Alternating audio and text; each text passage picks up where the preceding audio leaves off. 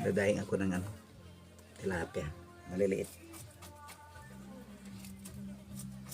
Mas maganda kasi guys, magdaing ng ganito kaliliit na tilapia kasi pag iprito mo sa mantika, tostado, lahat kain. Kasi yung malalaki, hindi, ayaw ko. Pangit yun. Mas magaganda ganito. Kasi tostado mo.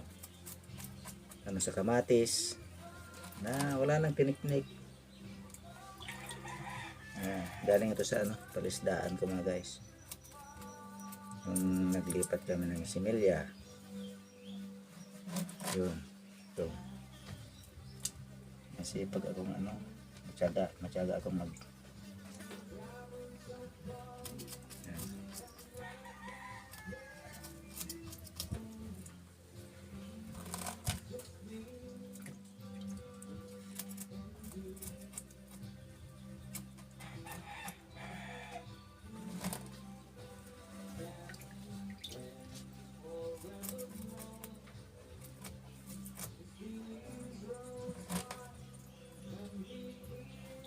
Kaya ito mga kastil maliliit, crunchy, masarap kainin.